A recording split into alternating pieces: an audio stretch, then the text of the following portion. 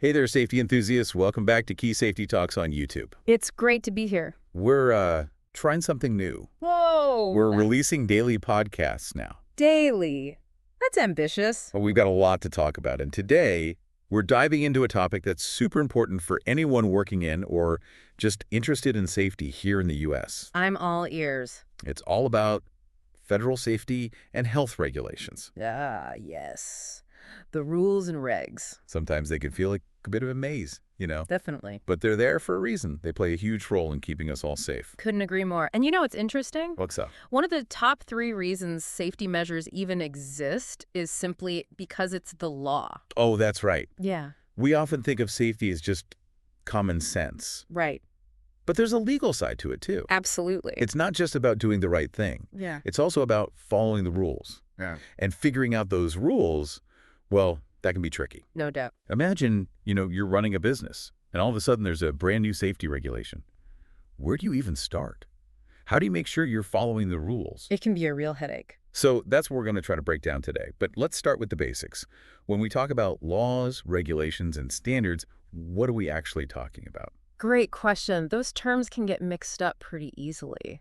It's helpful to think of them like a hierarchy. Okay, a hierarchy. I like that. So at the very top, we've got the laws. Okay. These are the broad mandates set by Congress. Right. For example, the Occupational Safety and Health Act of 1970. The OSH Act. Exactly. That's a big one. It basically mandates safe workplaces. Right. So it sets the overall goal. Mm-hmm. But how do we get from that broad mandate to specific actions? That's where the regulations step in. Regulations. Okay. Think of them as the detailed rules that agencies, like OSHA, create to actually implement those laws. So the OSH Act says workplaces have got to be safe, and OSHA regulation is like, here's how you actually do that. Exactly. They're Yeah. like the instruction manual for the law. Okay, got it. So the regulations get into the nitty-gritty. But are there even more specific requirements within regulations? You bet. And those are called standards. Standards. So we've got 3 levels here. Yeah. Laws, then regulations, then standards. Think of it like a cascade. Okay. Congress sets the law, agencies create the regulations, and standards give you the detailed how-to. It's starting to make sense. It's like a step-by-step process. Precisely. But who are the key players in all of this? Who's actually making these things happen? Well, as we said, Congress kind of kicks things off. Right. They're the lawmakers, right? They pass those broad safety and health laws. Then the executive branch, the president, agencies under the various departments, Yeah. they take over and create and enforce those specific regulations. So Congress passes the baton, and the executive branch runs with it. Gotcha. What are some of the major agencies involved in this? Oh, we've got a whole bunch. I bet. But some of the most well-known, you've got OSHA, of course, laser-focused on workplace safety. Right, OSHA. Everyone's heard of OSHA. Then there's MSHA, which is all about mine safety. MSHA. And, of course, the FDA, making sure our food and drugs are safe. Right. The FDA. Big players. Now, I remember reading somewhere that there's a difference between cabinet-level departments and independent agencies. Oh, that's an important distinction. Can you explain that a bit? Why does it matter? Independent agencies like the Consumer Product Safety Commission or CPSC, they're kind of less influenced by the political stuff going on. Less political. Got it. Less influenced by the administration. They're more like referees. Referees. Okay. They're there to make sure safety stays the priority, no matter who's in charge. So they add a layer of objectivity. That makes sense. So we've got Congress, the executive branch, and then all these different agencies, OSHA, MSHA, FDA. It sounds like there's a whole system of checks and balances to make sure things run smoothly. But how do these regulations actually affect, businesses and people like you and me? Well, let's take OSHA as an example. They're constantly out there inspecting workplaces, Right. making sure everyone's following the rules. And if they find violations, they can issue citations. Citations, yeah. And it's really interesting to look at the data on the most frequently violated OSHA standards. Well, it's got to be telling. It is. Fall protection, for example, is consistently at the top of the list, Fall protection, wow. which tells you something about the real dangers workers are facing out there. It's a reminder that these regulations aren't just red tape, Yeah. They're addressing real risks, real hazards. Absolutely.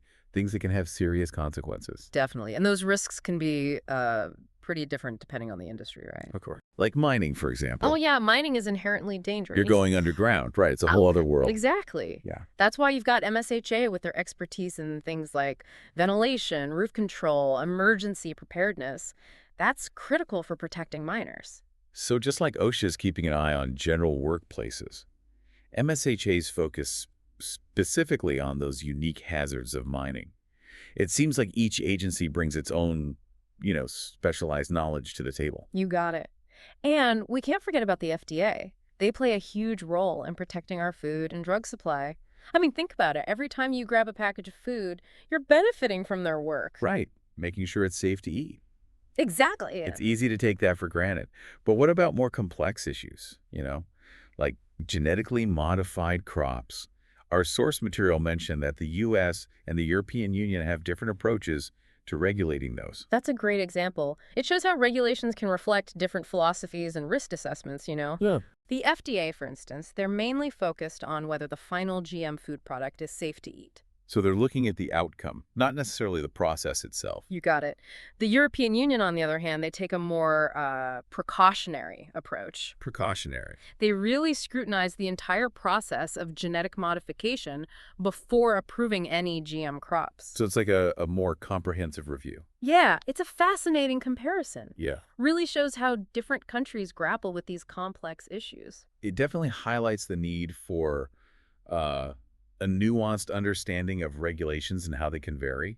But sometimes, despite all these rules, things still go wrong, right? Unfortunately, yes. The source material mentions some major disasters, like the Challenger space shuttle disaster and the 3 Mile Island nuclear accident. What role do regulations play in responding to tragedies like that? Those are stark reminders that safety is an ongoing process. After those terrible events, special commissions were formed, the Rogers Commission for Challenger, the Kameni Commission for 3 Mile Island. I've heard of those. They investigated what went wrong, tried to figure out the systemic failures. Right.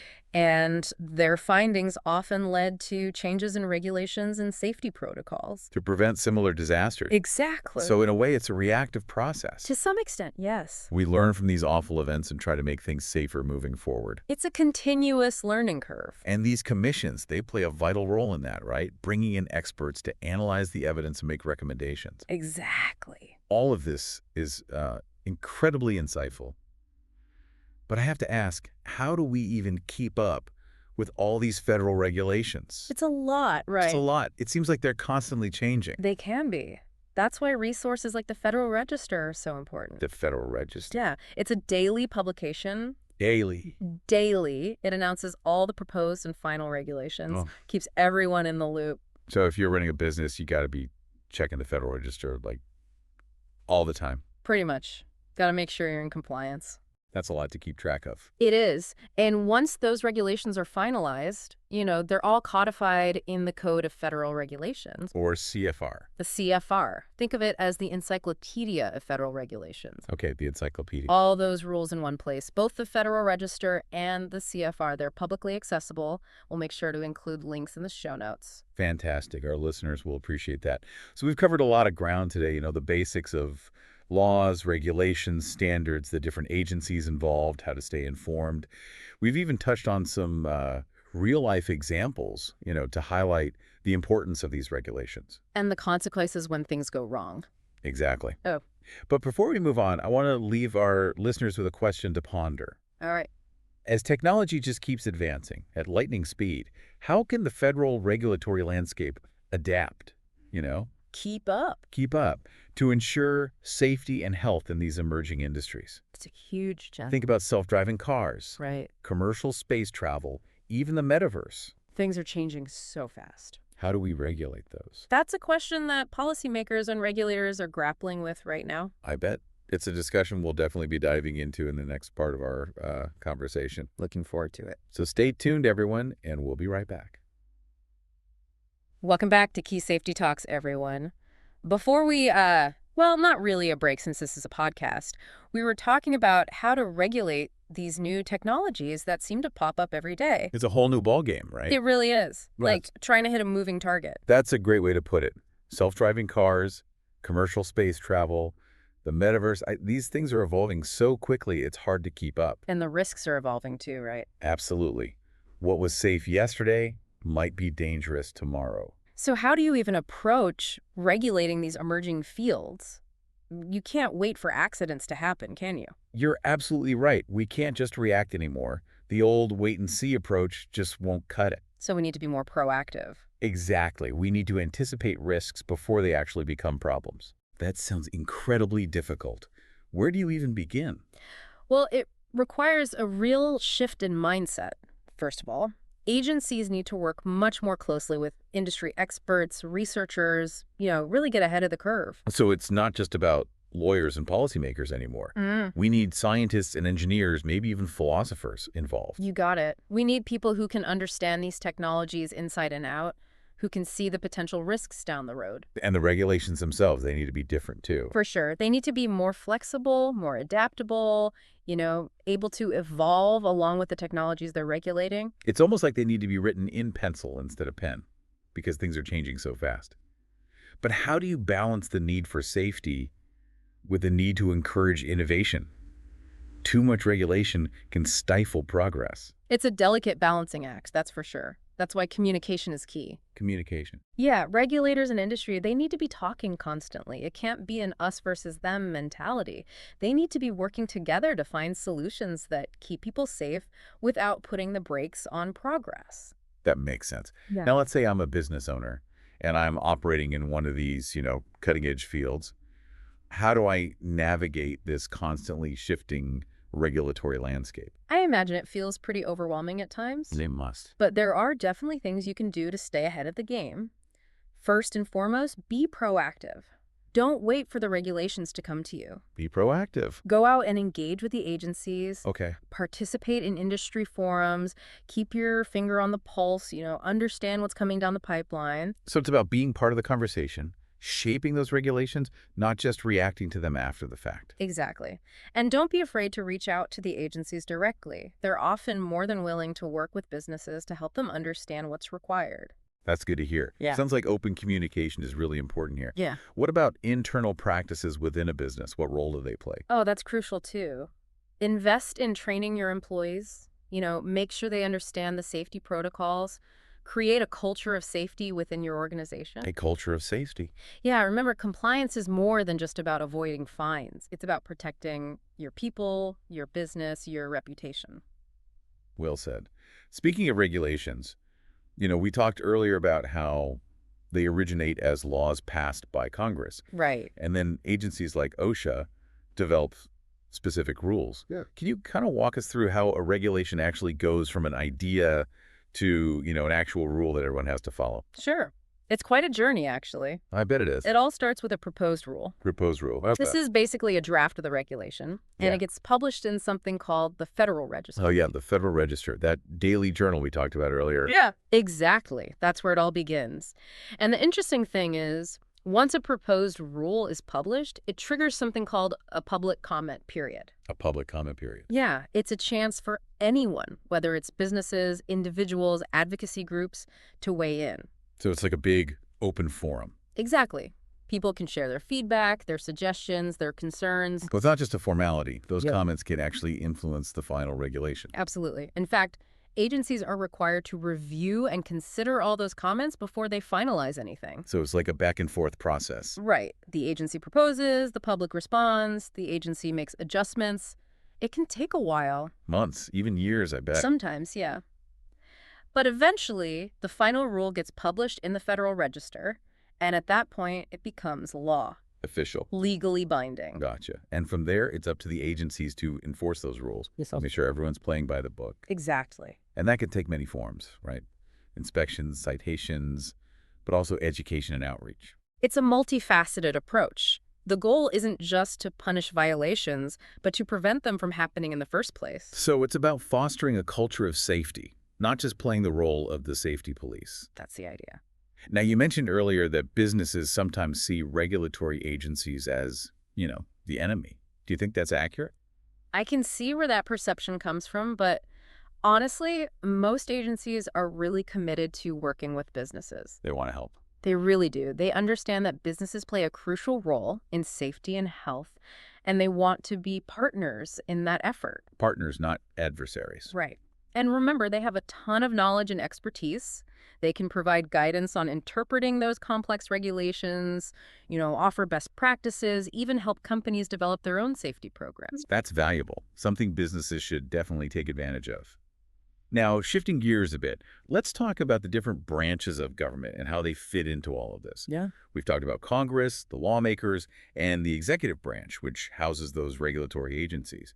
But what about the judicial branch? What role do the courts play? The judicial branch is kind of the referee. Referee, okay. They're there to interpret the laws, resolve any disputes over regulations, make sure everyone's following the rules. Keep things fair. Exactly. They play a vital role in upholding the integrity of the whole system. And we see this play out in a lot of ways, right? Like Yeah. when a company challenges an OSHA citation in court. Perfect example. Or when there's disagreement about how a regulation should be interpreted, the courts have the final say. So it's a system of checks and balances, right? Hmm. Lawmakers make the laws, agencies enforce them, and the courts make sure it's all done fairly and by the book. But even with this system, things aren't always perfect, are they? You're right, no system is perfect. There can be inefficiencies, inconsistencies, even conflicts between the different levels of government, federal, state, sometimes even local. So businesses need to be aware of all those layers, not just the federal regulations. Absolutely. It can be a real headache trying to keep it all straight. It sounds like it. Hmm. What advice would you give to businesses trying to navigate this complex regulatory landscape? Well, first and foremost, good legal counsel is essential. Someone who can help you make sense of it all Right. and stay informed. Keep up with the changes at all levels. Those resources we talked about, the Federal Register, the Code of Federal Regulations, the agency's websites, those are your best friends. Knowledge is power when it comes to regulations, it seems. But let's be honest, sometimes it feels like it's all just paperwork and red tape.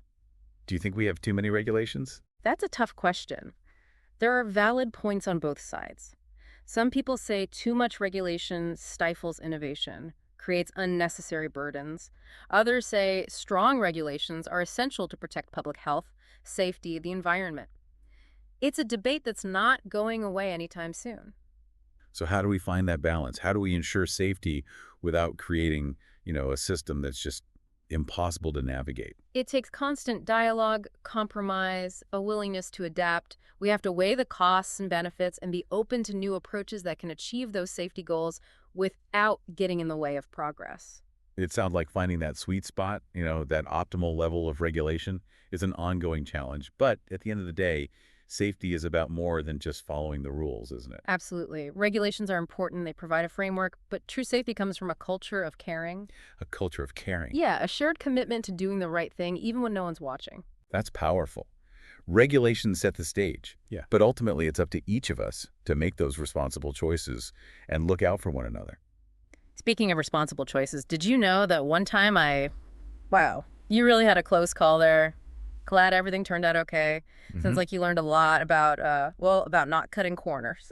It definitely did. But you're right, personal responsibility is huge. Speaking of responsibility, let's zoom out a bit and think about the big picture. We've talked about how these regulations work, the agencies involved, even the challenges of keeping up with, all these new technologies. Right.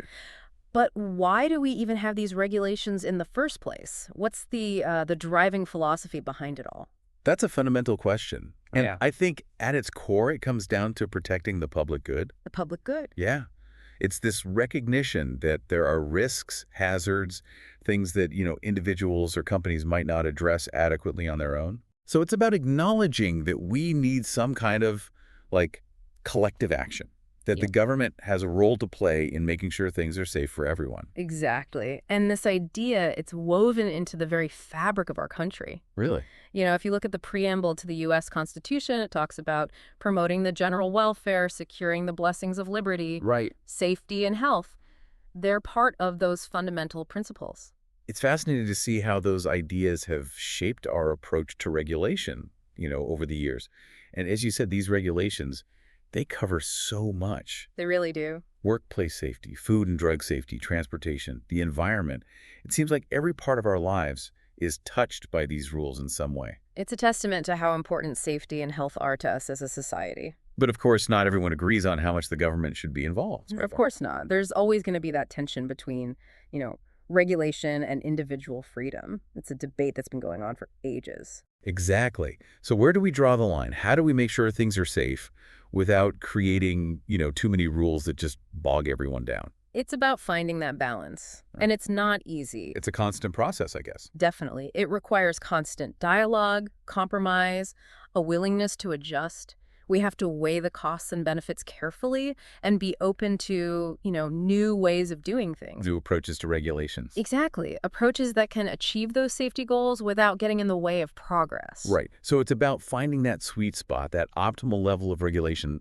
And as you said, that sweet spot, it can shift over time. All the time, technologies change, risks evolve, our values as a society evolve. It's a dynamic process. So we can't just set it and forget it. We have to keep reevaluating, keep the conversation going. Exactly. It's an ongoing conversation. Well said.